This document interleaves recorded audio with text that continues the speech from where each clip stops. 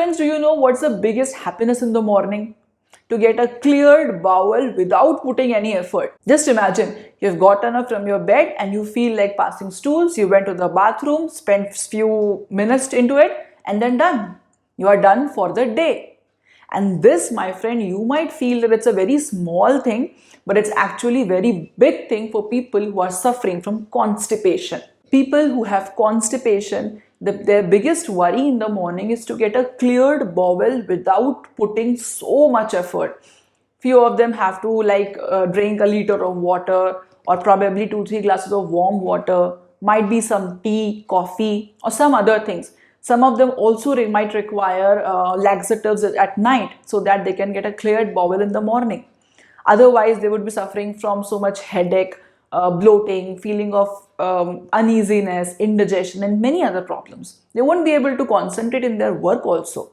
So constipation is not that easy. So when these constipated people, they see someone for whom passing stool is so easy, just going in washroom and coming back like this. So they end up asking to themselves or to God, why is it so difficult for me to pass stools? Why am I not able to do it so easily? The answer of this why is what this video is all about. So friend, today I am going to tell you what are the causes of constipation, what mistakes me and you, we all are making. So if you also want to know what wrong you are doing in your life to deserve constipation, watch this video till the end.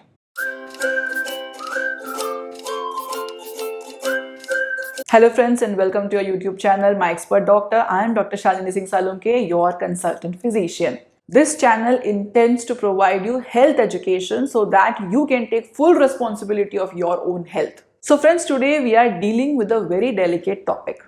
Constipation actually is not a disease, it's just a result of something wrong that we all are doing in our lives. And I am just trying to help you to understand what mistakes we should avoid. Now you might ask me, why are you telling us the causes? Just tell us the solutions now. Quick and easy. But my friend, constipation is not dealt in quick and easy way. You have to change your lifestyle to get completely rid of this problem. So shortcuts and temporary solutions like laxatives, churn, these are not going to help you in long run. Specifically when you are young in your 30s, how long are you intending to be dependent on these laxatives? You might start taking these churns and laxatives every now and then in current situation, but you must understand that these things are addictive. There will be time in future when we will not be able to pass your stools without the help of these laxatives and churn. Do you want such life? No. So if you want a long-term solution to constipation, you have to understand the causes of your constipation and deal with it accordingly. So let's deal with it. Let's try and find out the causes first. So first of all, let us understand what is constipation. Do we have a constipation problem? So let's see. Let's find out. If you are passing stools less than 3 times a week, if you have to strain while passing stool, if the consistency of stool is on the category of 1 and 2 on Bristol chart, if the feeling of incomplete evacuation is there even after passing stool, if you have any one out of these 4 problems, you are suffering from constipation. It's not required for you to have more than one or all of them. Any one of them is sufficient to call it a condition of constipation. So now let's try to find out the causes of constipation. 1, when the movement of your bowel or colon is slow, the transit time is increased. The total transit time into the system or the intestine is around 20 to 24 hours depending on what type of meal have you taken. If you have taken fiber-rich food, it might take around 18 to 20 hours. If you have taken pizza, pasta and anything, it might take around 20 to 26 hours. And always remember, the more food or bowel is in the intestine, the more is the transit time, harder will the stool become, because in this large intestine, most of the water gets absorbed into the system again and stool starts becoming harder and harder. The second is pelvic floor dysfunction. That is, your internal and external sphincter is not opening appropriately and that is causing constipation. Let's see why few people suffer from constipation. Be alert while I am sharing the list and try to find out whether you have any of these reasons. All the best. So number one is dietary problems. That is, if you take less amount of fiber and more amount of processed food like pasta, pizza, sandwiches, bread, and lots of meat and poultry in your food. That is one thing. Then second is dehydration. If you take less amount of water into your system. Third is diabetes. So if you have long standing diabetes, like say 5 to 7 years or more than that, the movement of your small intestines reduces because of weakening of the autonomic nervous system. This we call as gastroparesis. So the slow movement of intestine leads to constipation problems. Fourth is pelvic floor disorder. As I have mentioned, that if your pelvic muscles are weak, maybe because of pregnancy or post delivery, or you have any kind of injury, or because you are lethargic, obesity, any reason, if you have a weak pelvic floor, that will lead to constipation. Fifth is intestinal obstruction. That is, there is some obstruction in the small intestine or large intestine, which may lead to gaseous distension of the abdomen, pain in the abdomen, or not passing stools or flatus. Whenever you are eating something, the pain is increasing a lot. These kind of problem. Usually for this problem, you need to get admitted in the hospital and get the treatment. Sixth is pregnancy. During pregnancy, there are certain hormonal changes, increase of hormones like progesterone, which reduces the movement of intestine and cause constipation. You must have seen a lot of pregnant females complaining about constipation problems and seeking treatment. That is one of the reasons. Then seventh is reduced physical activity or sedentary lifestyle. Suppose you are spending most of your time in sitting on your desk doing your job, or rather sitting on a sofa or couch enjoying television. You are doing very less physical activity.